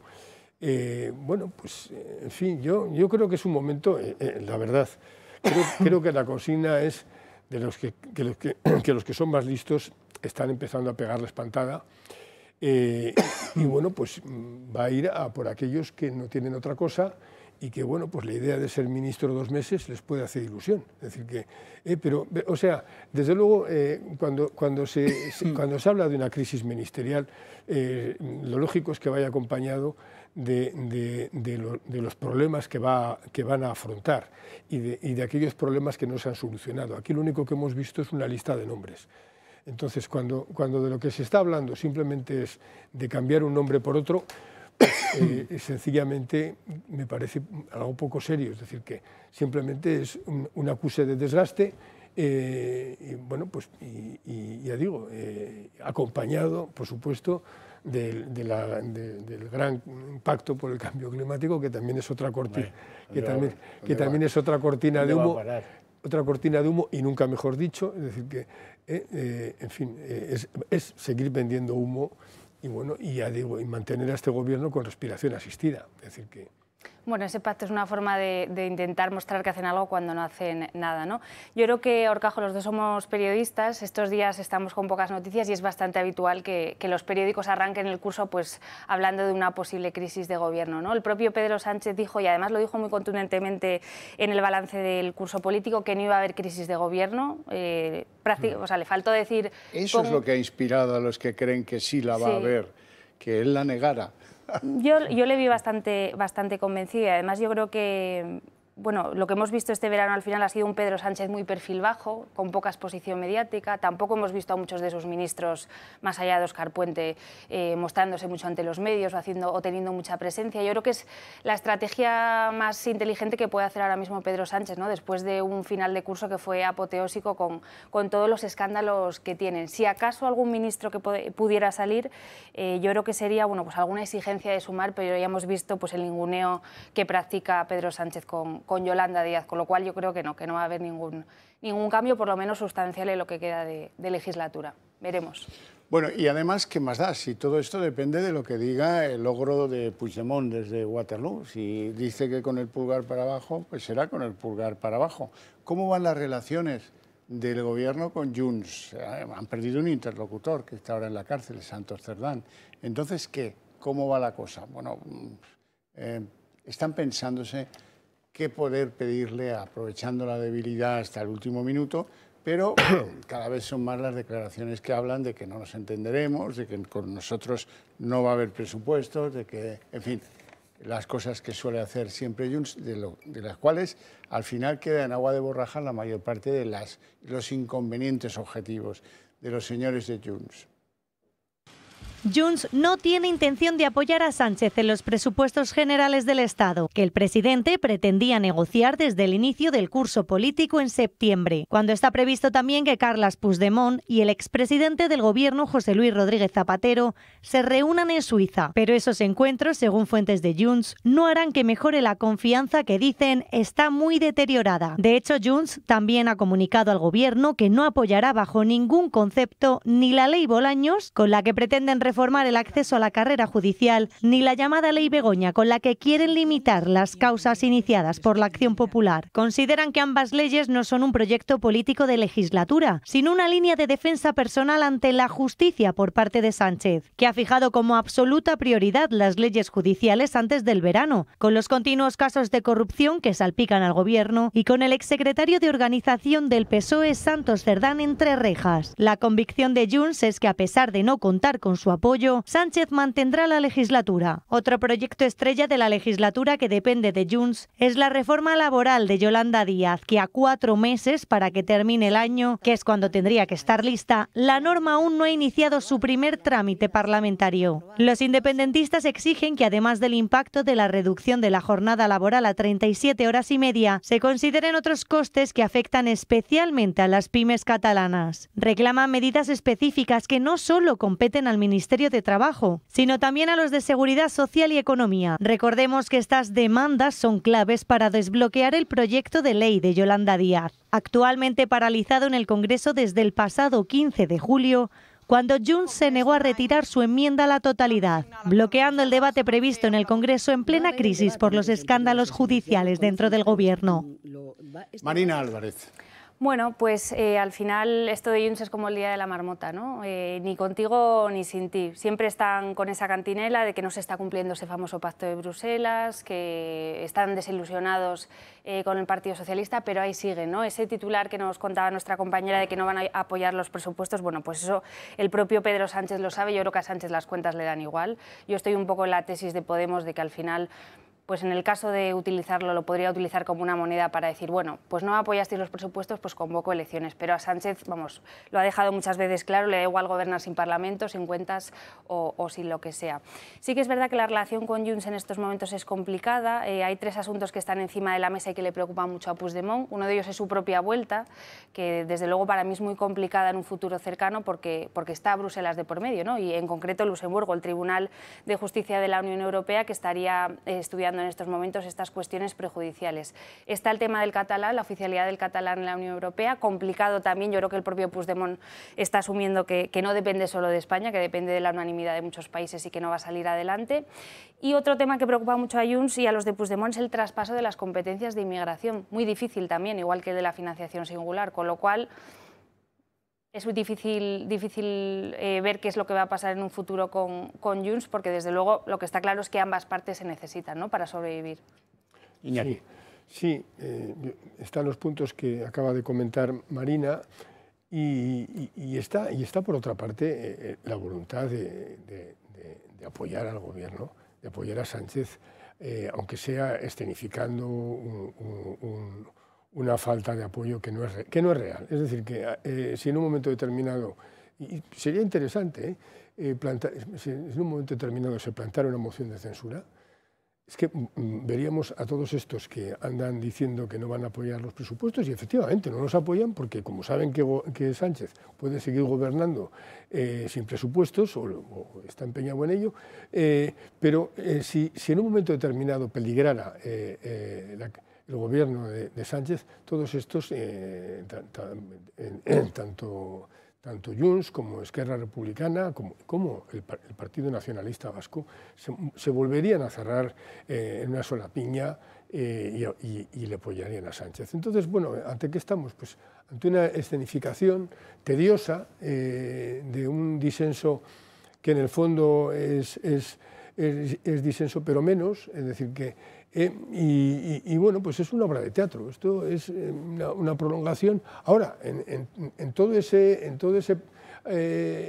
esta larga agonía, también es verdad que, claro, pues el nacionalismo catalán, como el vasco, está intentando rascar lo que puede. Entonces, bueno, pues lo que pasa es que, claro, también saben que están con un vendedor de humo, como decíamos, y con alguien que no es nada serio, es decir, que entonces, bueno, ya hay un cupo catalán o está flotando en el aire, pero tampoco se acaba de concretar en nada, es decir, que no. Entonces, y además sería un cupo que arrastraría lo peor del cupo vasco. Quiero decir que el cupo vasco, la institución del concierto económico, Bueno, pues ahí yo entiendo que hay mucha gente, muchos ciudadanos que están en contra del concierto económico, pero no es algo que peligre, es decir, que no es algo que peligre, entre otras cosas, porque están los nacionalistas por medio. Pero sí sería necesario, en el caso vasco, que hubiera transparencia, es decir, que si además se trata de una institución foral, pues los fueros, hablar de fueros vascos es una licencia literaria, los fueros son provinciales, los fueros son guipuzcoanos, son vizcaínos y son alaveses. Entonces, sí sería muy importante, o sea, en el caso vasco, que ese cupo se calculara de una manera transparente, es decir, que cada diputación informara de lo que ha recaudado y ahí sobraba la consejería del gobierno vasco, pero en lugar de arreglar eso, que es la manera en que el nacionalismo ha subvertido la foralidad, pues en lugar de arreglar eso, ¿qué está haciendo Sánchez? Cogiendo esos chanchullos y esas negociaciones opacas como modelo para el caso catalán. Bueno, pues en resumen, pero a la vez con muchas más imprecisiones y con algo que está flotando en el aire. En resumen, que todo lo que Sánchez está vendiendo al nacionalismo catalán, pues está en el aire. Lo acabas de decir, Marina, la propia amnistía. Es decir, que cuando hay un tribunal de justicia de la Unión Europea que también lo está cuestionando. En fin,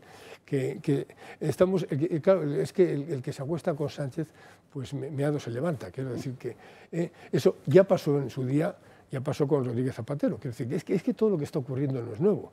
Rodríguez Zapatero prometió al nacionalismo catalán que no se iba a tocar el estatut y luego se encontraron, bueno, eso le ayudó, incluso esa promesa fue la que le ayudó a ganar las elecciones del 2008, no lo olvidemos. Es decir, que fue gracias a los apoyos que recibió Zapatero a través del PSUC del nacionalismo catalán. Entonces, bueno, pero al final aquello se quedó en agua de borrajas porque efectivamente hubo una serie de puntos del estatut que se echaron atrás, que los echó el Constitucional de entonces. Entonces, bueno, pues ahora estamos en una repetición de lo mismo. Zapatero podría ser una figura importante en esas nuevas conversaciones con Junts, ¿no? Como sustituto de Cerdán como intermediario. También tenemos a Conde Pumpido, que podría ser también otra baza, otro instrumento para Puigdemont, ¿no? Recordemos que Puigdemont cerró el curso político interponiendo un recurso de amparo al Constitucional por el tema de la malversación. Conde Pumpido como sustituto de Cerdán no me parece mala idea. Bueno, parece, no todo se andará. Bueno, vamos a ver, ¿quién diríais que es el diputado del Congreso que menos va al Congreso? Pedro Sánchez. Pedro Sánchez, creo que has ganado. Nos lo cuenta Marina Neila. Con septiembre literalmente a la vuelta de la esquina, podríamos decir que los políticos, igual que los estudiantes, están a punto de iniciar el curso en el Congreso de los Diputados y su asistencia es obligatoria. Así lo recoge el reglamento de la Cámara Baja aprobado en 1982, que obliga a los diputados a asistir tanto a los plenos como a las comisiones. Pero en la práctica son varios protagonistas del hemiciclo los que incumplen la norma. Sin ningún tipo de consecuencia, destacan 5 nombres por sus continuas ausencias, desde el comienzo de la legislatura en septiembre de 2023 hasta julio de este año. El presidente del Gobierno es quien encabeza la lista. Pedro Sánchez se ha ausentado 671 votaciones, faltando al Congreso un total de 52 días. Le sigue Ábalos, exministro de Transportes y ahora integrante del Grupo Mixto. No ha acudido a 461 votaciones y ha faltado 26 días. El tercer lugar lo ocupa Feijóo. El presidente de los populares acumula 450 faltas a votaciones y no ha acudido a la Cámara Baja en 48 ocasiones. Luego está Yolanda Díaz, la vicepresidenta segunda y ministra de Trabajo, supera las 400 votaciones no ejercidas y 37 días fuera del Congreso. Y por último tenemos a Gerardo Pisarello, diputado de Sumar, con 118 votaciones no ejercidas y 13 días de ausencia total. Hay una clara diferencia en un curso parlamentario a otro, es que en el primer curso, de septiembre de 2023 a agosto del 24, Sánchez fue quien más se ausentó, pero en el segundo curso, de septiembre de 2024 hasta julio de este año, quien ha destacado ha sido Ábalos, que tras su imputación por corrupción ha faltado 3 veces más que el curso anterior. No tiene alicientes, ya no va a los paradores, hay que entender las cosas, ¿no? Iñaki. No, yo lo entiendo, o sea, que no tenga muchas ganas y de dejarse ver tampoco, o sea, que tiene que ser desagradable. Pero a ver, me parece grave, o sea, esto supone, o sea, si estamos hablando bueno, pues de la Cámara Baja, que es la de la voz de la sociedad española, que estas personas se estén dedicando a no aparecer, pues es una falta de respeto enorme y de falta de fe en el propio sistema. Es decir, que a mí me parece muy grave y además, bueno, hay de personajes, algunos personajes no me extraña nada. Quiero decir que, claro, si estás todo el día diciendo tonterías como Yolanda Díaz, pues no me extraña, tiene muchas grandes ocupaciones. Entre otras, adaptar las condiciones meteorológicas a los puestos de trabajo, que era una de las grandes promesas que había formulado. Bueno, pues en caso de Yolanda Díaz no me extraña. En el caso de Sánchez, pues tampoco me extraña. O sea, son gente que no creen en el sistema que se supone que lo sostiene. Pero el caso de Feijóo me parece más grave. Es decir, que 400 ausencias, a ver, se puede entender, yo entiendo que es una labor tediosa tener que ir allí a escuchar, además, sobre todo, pues el Congreso de Diputados pues ya no tiene los oradores que tuvo en la transición. Es decir, que yo entiendo que en aquella época pues era mucho más emocionante e incluso era mucho más ameno escucharles, pero a mí me parece muy decepcionante. Es decir, que una persona como un líder de la oposición que tenga 400 ausencias en una legislatura, es en una legislatura que he querido entender. En la última legislatura. En la última legislatura sí me parece grave. O sea, ¿cómo puedes pedir que los españoles tengan fe en ti si resulta que luego tú no tienes fe en el propio sistema, ni tienes fe en el funcionamiento, vamos a decirlo, en el funcionamiento del propio sistema? Pero es que esa falta de fe es sintomática. Es decir, que ¿en qué te has estado ocupando? ¿En la propaganda? ¿Te has estado ocupando en tácticas y estrategias electorales? ¿En qué? ¿No? En fin. Sí, yo creo que al final es una muestra más de lo que hablábamos al principio, ¿no? Del poco compromiso que hay de la clase política. Lo hablábamos con el tema de los incendios, como cuando pues, los políticos tienen que estar ahí y dar la cara, pues a lo que se dedican es a tirarse los trastos entre ellos y a buscarle rédito político a todo. Yo creo que bueno, pues es una muestra de poco compromiso y también de la bajeza que tiene la clase política hoy en día, ¿no? La poca formación, lo hemos visto en los últimos casos de titulitis que ha habido con esa crisis este verano, el caso de Noelia Núñez, el caso del alto comisionado para la DANA, bueno, pues gente que no tiene ningún pudor en manipular hasta extremos, muy extremos sus currículums y bueno, pues al final, pues eso, pues no acudir a su puesto de trabajo se ve como algo normal, ¿no? Con los sueldos y con la importancia que tienen todas estas personas. En el caso de Sánchez, a mí me parece el más sangrante. Sánchez, yo creo que, bueno, pues por recomendación de sus asesores no ha estado presente en votaciones muy delicadas. Yo recuerdo especialmente la de la reforma de la ley del solo sí es sí, algo, bueno, pues una de las peores gestiones de su gobierno y de la que luego le salvó el Partido Popular, ¿no? Pues Sánchez le dejó el muerto a sus vicepresidentas y a Irene Montero ese día en el Congreso y él no estuvo presente. El caso de Ábalos, pues bueno, está claro, ¿no? Su vínculo con la política ya es totalmente inexistente y lo que quiere es pues, seguir chupando el voto, imagino. Yo añadiría la necesidad que hay de un cambio de ley electoral, porque claro, ¿por qué se produce esto?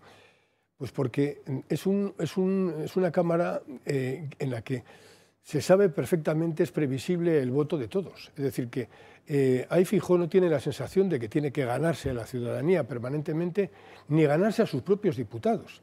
Es decir, que claro, la Constitución descarta, si no prohíbe, el mandato imperativo.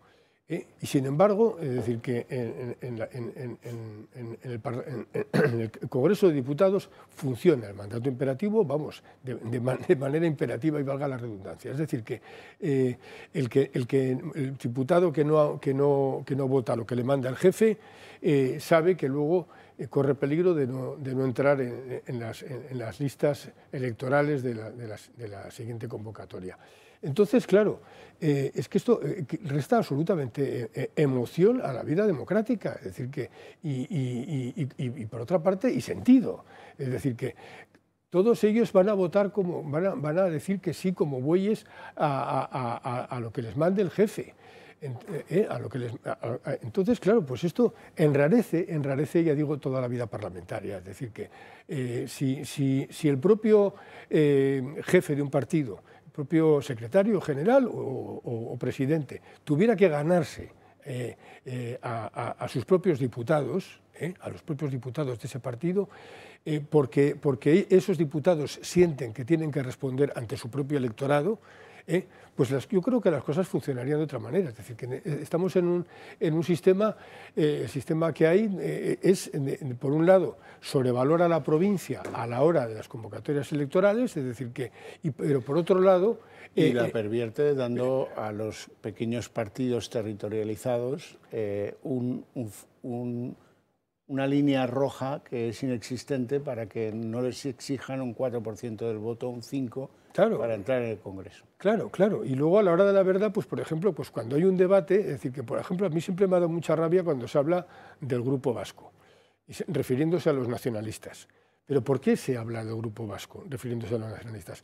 Porque en el Congreso de Diputados, cada vez que sale un tema referente al País Vasco, el que contesta no es un diputado que ha salido por las provincias vascas, el que contesta es el jefe de partido.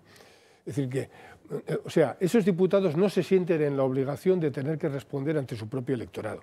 Pasa lo mismo con el grupo catalán. Es decir, que, claro, si hay un debate sobre Cataluña, el que va a hablar los que van a hablar van a ser los dos jefes de partido. Entonces, claro, es lo que tendría que hacer yo creo que la vida parlamentaria sería mucho más atractiva y más democrática, cuando, ya digo, participaran los representantes electos de cada provincia y teniendo que responder ante sus propios votantes. No, yo me acordaba, hablando de este afán que tienen los políticos ahora por aferrarse al cargo, fue noticia hace unas semanas, decían que era el gurú económico de Yolanda Díaz, ¿no? Había comunicado que tenía una enfermedad, no sé si grave, no sé hasta qué punto, pero renunciaba a todos sus cargos orgánicos. Sin embargo, luego algún periodista pues destapó que iba a seguir como diputado en el Congreso, precisamente porque, claro, de irse él, entraría una persona de Podemos por las listas, que era Isa Serra, que vosotros la conocéis, bueno, pues por ser una de las más combativas diputadas de Podemos, ¿no?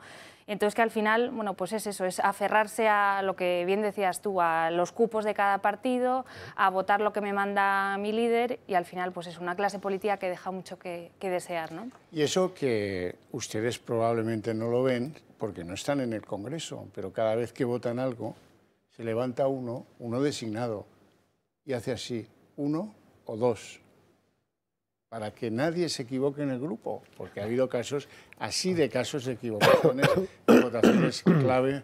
La última famosa, la del diputado del Partido Popular. Casero. Sí.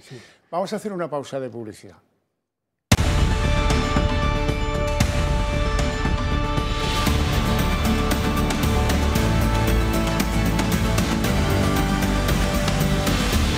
Pues seguimos en la ardua labor de indagar sobre la situación de los diputados y diputadas, también de los autonómicos, porque hay miles de diputados autonómicos en este país, miles.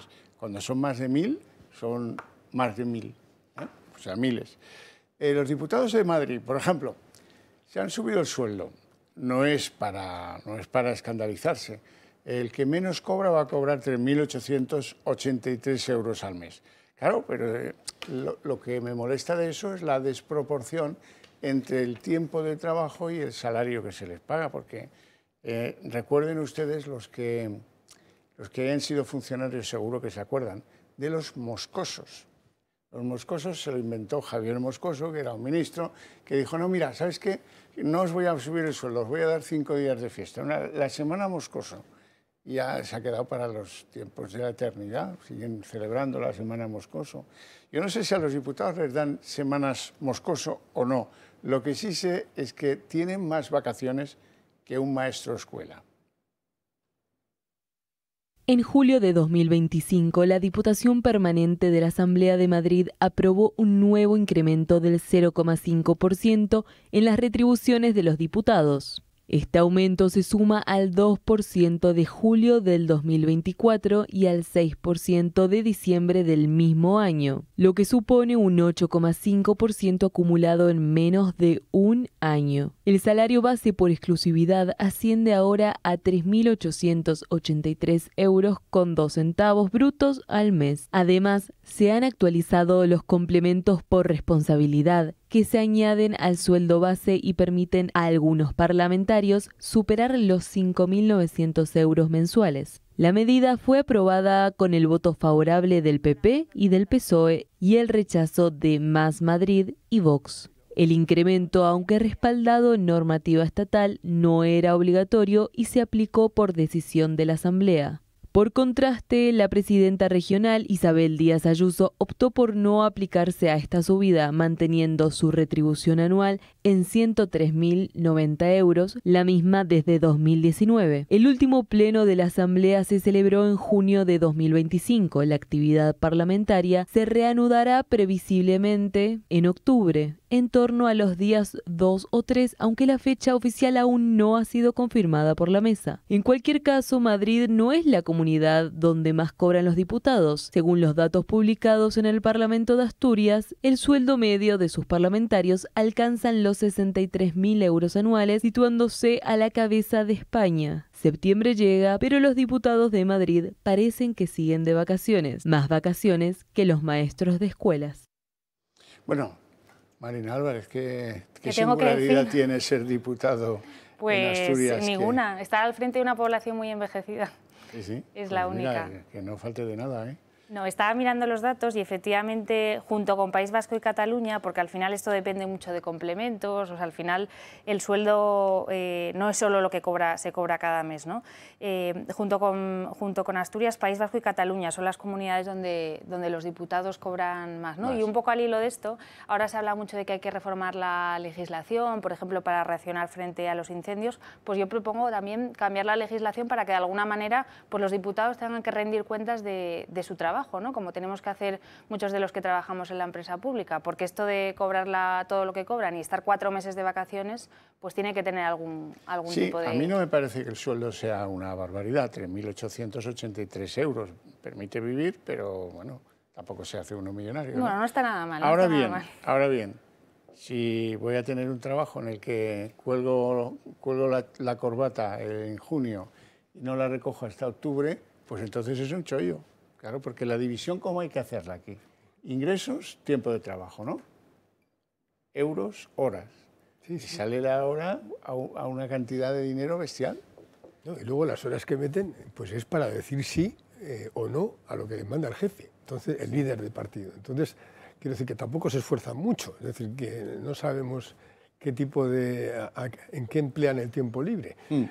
Bueno, aquí el problema es estético, antes que nada es estético, o sea, no es normal, es decir, que en un país que está viviendo pues, la situación que está viviendo, es decir, que aunque Sánchez nos quiera convencer de que la economía va viento en popa, pero sabemos que los sueldos son los mismos de hace 30 años, y luego pues, esa supuesta aceleración económica pues viene dada por lo tarde que hemos empezado a recuperarnos. Es decir, que como todos los demás ya han recorrido mucho y nosotros vamos muy atrás, efectivamente puede haber una cierta aceleración en el ritmo, pero todavía nos falta muchísimo para ponernos a la altura de los demás, entonces de los demás países. Entonces, en esa situación, en un país lleno de mileuristas, esto subiéndose el sueldo, esto indica una clase política desconectada de la realidad, o sea, es que no saben o no quieren saber lo que la sociedad piensa de ellos. Y voy a poner un ejemplo que a mí ya en su día me llamó la atención. es que cuando se desató la pandemia, es que yo vi a toda la clase política esta diciendo las pruebas que se habían hecho. O sea, unas pruebas que estaban negadas al resto de la ciudadanía, se las hicieron ellos, pero además de manera repetida. Es decir, porque iban informando de que se habían hecho no sé quién la tercera prueba y ya no daba positivo. O sea, pero esta gente, y a mí eso ¿qué me indicaba? Pues la desfachatez encima con la que lo decían, me indicaba a la absoluta desconexión con la realidad española y con la sociedad que les ha votado. Es decir, que, ya termino, me acuerdo que en la época de la transición, o muy poco después, en un pleno del Congreso, Adolfo Suárez utilizó la palabra clase política. Y recuerdo que le molestó mucho a Carrillo. Y Carrillo le dijo que en su partido no había políticos de esa clase. Él no había trabajado nunca. Bueno, a ver, ya ese es otro tema. Pero bueno, lo que quiero poner el dedo en la llaga es en la llaga de lo novedoso que resultó en aquel momento, que le resultaba para Carrillo el que se hablara de clase social, ¿no? Como de una nueva clase, ¿no? Esto ya al final lo hemos asumido y por supuesto, el primero que lo ha asumido es el Partido Comunista de hoy o lo que queda de él en todo ese entramado de Podemos, Sumar y de lo que haga falta. Es decir, que toda esta gente está convencida de que son una clase social al margen de los españoles y que, bueno, pues se pueden permitir, lógicamente, las subidas de sueldo que... Has dado con el punto exacto del equilibrio de la sal en el guiso. Tanto que os propongo que enumeremos algunas propuestas, las que cada uno pueda, a propósito de una especie de cura contra la melancolía que produce la clase política española. Por ejemplo, los aforamientos. ¿Que es normal eso? Que un tío sea un golfo antes o durante y que como es diputado, pues no, cuidado que no, que es diputado. Los aforamientos son un signo de que alguien pensó que los políticos estaban en un escalón más alto que el conjunto de los mortales, ¿no? Por ejemplo, eso ya es digno de un estudio más concienzudo.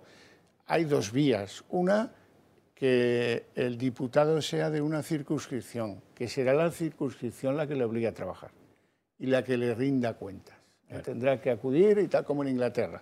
El sistema es muy difícil de cambiar al modelo inglés, pero es muy fácil de cambiar al modelo francés, que nos ahorraría no pocas vicisitudes incómodas. Gobernar con Podemos, gobernar con Junts, todo eso quedaría eliminado si hubiera elecciones a doble vuelta, como en Francia.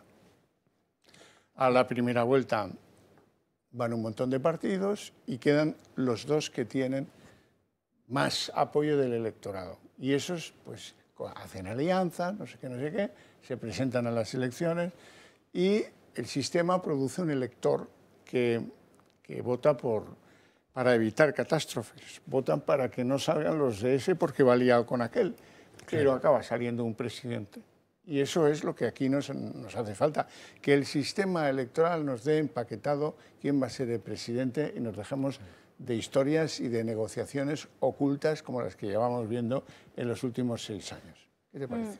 Me parece bien. Mira, por añadir algo a esa lista de beneficios que tú mencionabas, los aforamientos, por cierto, criticados, su existencia todavía por parte de la Unión Europea en el último tirón de orejas que le dieron a España.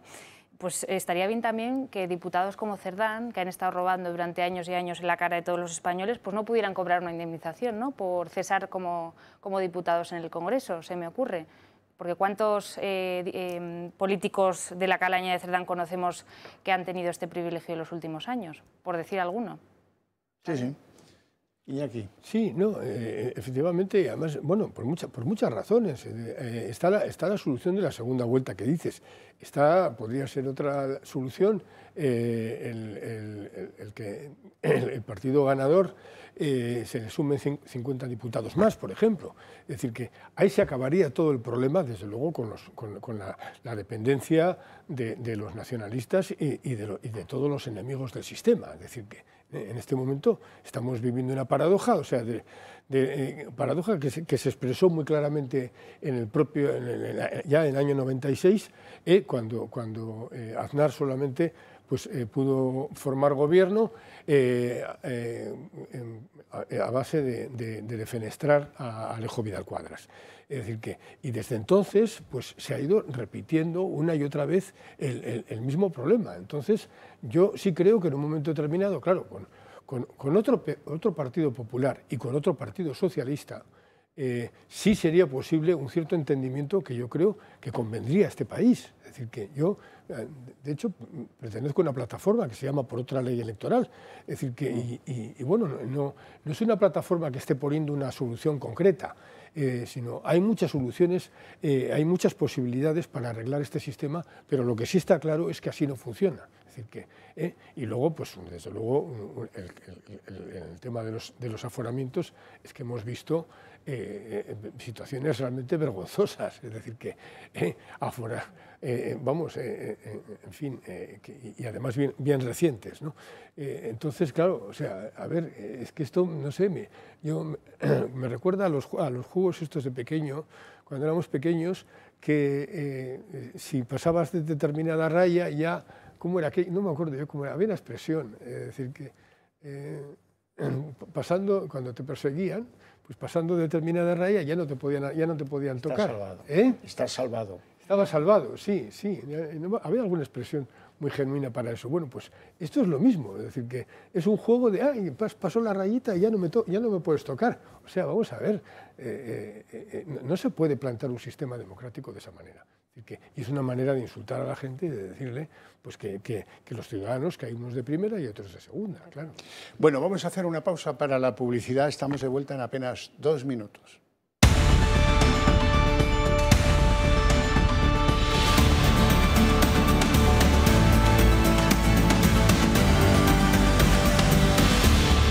Bueno, el 5 de septiembre, que es al volver la esquina, como quien dice, en el Tribunal Supremo se va a producir el acto oficial de apertura del año judicial.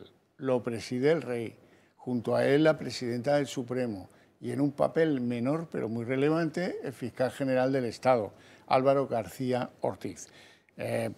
No tengo que recordarles la sembraera de insultos que lleva consigo don Álvaro García Ortiz, que está claramente en la picota por el asunto de la difusión no autorizada de los problemas fiscales de un contribuyente que acabó siendo el pareja de Isabel Díaz Ayuso, con lo cual, pues, entre unas cosas y otras, hemos visto lo sucio que juega la política, hemos visto cómo un fiscal general del Estado transfería a algún medio de comunicación esa información, hemos visto cómo luego ha intentado cubrirse con mentira tras mentira, todas seguidas no funcionan, y ahora este hombre se enfrenta con que ya le han emplazado para atender sus cuitas con la justicia. Que el fiscal general esté en la presidencia, en la apertura del año judicial, es una anomalía, democrática al menos. Desde luego no hay mecanismos o los que hay no son suficientes, pero que habría que dotarse de algún mecanismo que garantizase a nosotros los que pagamos impuestos que no tendremos la fiscalía en manos de un tío que obedece órdenes, si no es que las inspira, que yo no sé si es el jefe de la patrulla de la Gestapillo que obtiene datos e información contra las parejas del partido ese al que quieren derrotar. Iñaki. Sí. Bueno, pues es un capítulo más del esperpento al que asistimos. Esto pues un día será estudiado, quizás se le llame tardosanchismo, como en su día se habló del tardofranquismo. Bueno, pues son los últimos coletazos de una manera de hacer política. Y bueno, pues ya digo, nos vamos a encontrar con este episodio grotesco y nos vamos a encontrar con otros. Es decir, que, y luego estamos hablando de octubre, es decir, que a ver si todavía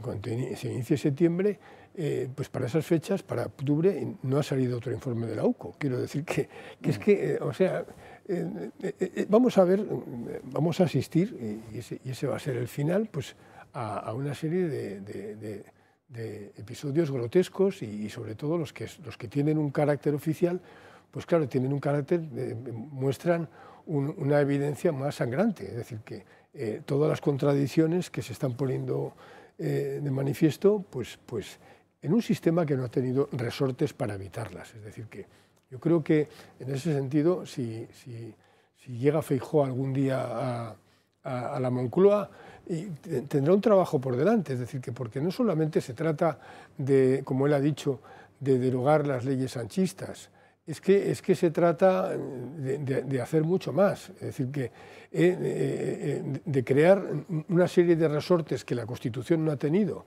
y no ha tenido nuestro sistema legal y penal para evitar todo esto. Entonces, bueno, pues yo creo que, o sea, yo me acuerdo que se hablaba mucho en su día de lo preparados que estaban los abogados de ETA, que eran gente que elegían verdaderos expertos. Yo me preguntaba, ¿y por qué no puede haber, si están tan preparados, por qué no puede haber abogados tan preparados del otro lado, ¿no? Es decir, que para impedir que esos abogados se burlen de nuestra legalidad democrática, ¿no? Bueno, pues ahora yo creo que tenemos que el Partido Popular debería estar pensando, yo creo que debería ya, si tiene vocación de llegar al gobierno, tendría que estar pensando en haber organizado un equipo de legisladores con todos los cambios que se van a necesitar para cubrir, ya digo, todas las fisuras de este sistema y para que una cosa como un episodio tan grotesco como ese que nos espera de la apertura del año judicial, pues no tenga esos tintes tan grotescos, ¿no? Y abre el año judicial el señor imputado Álvaro García Ortiz, eso vamos a tener que oír el día 5, ¿no? Algo parecido a eso. A Cuca Gamarra sí se le ha encendido la luz roja ante tal posibilidad, la apertura del año judicial con un protagonista que no debería estar en la foto. ¿Ustedes creen que España puede iniciar el año judicial con un fiscal general imputado, no solo sentado en primera fila, sino tomando la palabra ante el rey, ante el Consejo General del Poder Judicial y ante la sociedad española? La apertura del año judicial no es un acto meramente protocolario, es un mensaje al país y al mundo. El mensaje de que nuestras instituciones están limpias, son sólidas, son dignas de respeto. ¿Y qué mensaje? ¿Qué mensaje se lanzará este año si el Gobierno sigue insistiendo en mantener en el cargo a quien la justicia investiga? Sí, todo yo creo esto que hay que leerlo, porque vamos, esto ya se lo sabe Cuca Gamarra de maravilla. sí, pero ¿no? Cuca es muy dada a leer sus intervenciones. Bueno. Eso produce un efecto de distanciamiento con el ciudadano. Pero bueno, en general casi todos los políticos. Si tú has votado a un partido político, pues das por hecho que sus líderes tienen la misma pasión que tienes tú porque cambian las cosas, ¿no? Y el mismo sentido, pero bueno.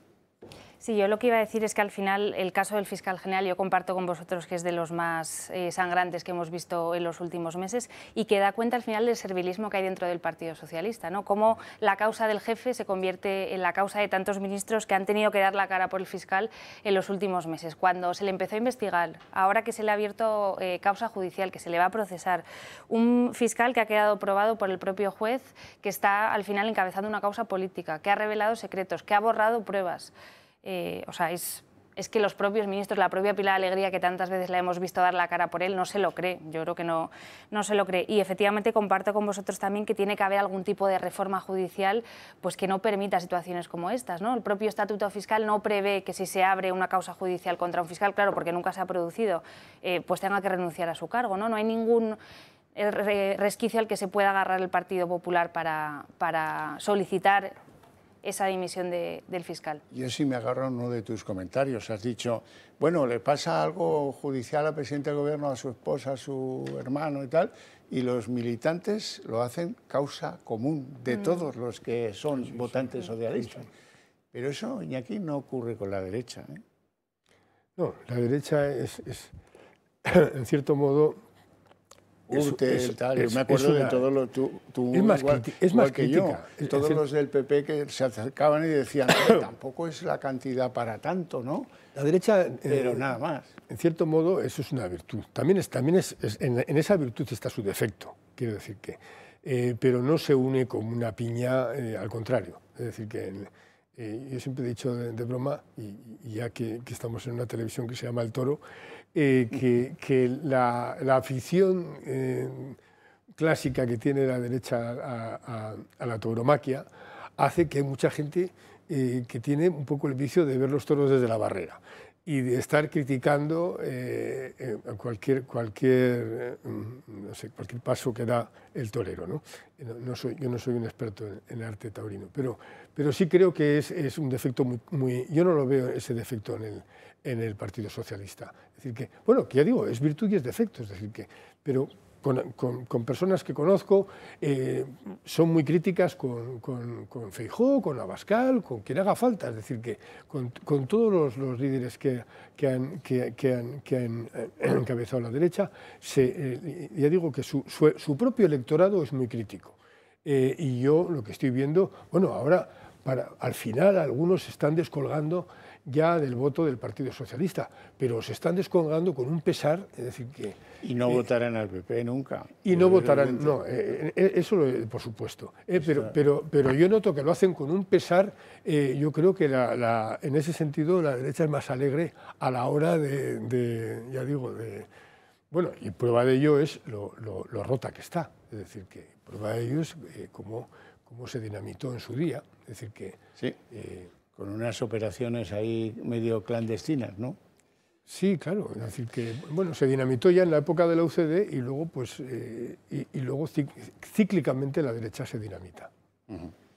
Bueno, la derecha se dinamita a veces sin demasiada razón y sin mecanismos de vuelta atrás, porque claro, si tú eres muy duro con los presuntos corruptos, y luego resulta, hay un caso de uno que fue presidente autonómico en Valencia, que decide la justicia que eres inocente de todas las causas que hay contra ti, pues los partidos tendrían que girarse hacia ese ciudadano y reincorporarlo en la vida útil del partido, ¿no? Claro. No, pues estamos haciendo un callejón de la muerte, ¿no? No, te han imputado y ya está, liquidado, fuera, liquidado. Pero bueno, eso ya depende de la humanidad en cada partido político y no es de lo que van más sobrados, ¿no? Claro. No parece, ¿no? Sí. Pero bueno, la cosa es que estamos acabando el mes de agosto, esto no pinta muy llamativamente, no pinta muy halagüeño y veremos a ver qué nos da el septiembre y el octubre, ¿no? Pero desde luego el mes de agosto ha pasado con las mismas polémicas, con un manejo interesado de los incendios, con todas esas cosas que sabe orquestar también la gente de Pedro Sánchez. Ya no sé si llamarle el partido, yo creo que la gente de Pedro Sánchez es más amplio porque tienen personas colocadas en la agencia meteorológica, pero personas colocadas en la protección civil, pero personas desde luego en la Guardia Civil, pero claro, lo tienen copado todos, que la técnica, este hombre de tonto no tiene un pelo, y la técnica de ocupación, de colonización, de instituciones, de arriba abajo, todas podríamos relacionarlas incluso, pues claro, si estás ahí porque te ha puesto Pedro, ¿qué va a decir la señora directora de la Protección Civil? Que todo ha ido muy bien, que ha sido extraordinario, que hemos apagado unos incendios terribles en muy poco tiempo. Bueno, pero en esta gresca política, Horcajo, yo creo que también ha participado el Partido Popular, ¿eh? No hay prácticamente ningún partido que se salve. Y yo creo que la gente está muy harta y los propios políticos se están dando cuenta. Mira hoy Alberto Núñez Feijóo ya con un plan más propositivo que de gresca política, con lo cual yo creo que no es algo... Que de poco le ha valido. De poco le ha valido. Él es muy dado a proponer, ha tenido muchas críticas por cuestiones, por ejemplo, el tema de los pirómanos que no eran pertinentes, pero bueno, ahí queda. Ahí queda ese plan y al que le guste pues que tome nota y al que no le guste que no, ¿no? Estoy de acuerdo con Marina en que el lenguaje es muy importante. Entonces, escuchar y llamar a Óscar Puente a Feijóo el político más sucio que ha habido. O sea, vamos a ver, es decir, si el problema de Feijóo no es que sea sucio, es que no se quiere embarrar, no se quiere meter en el barro. Ese es el problema que hay, ¿no?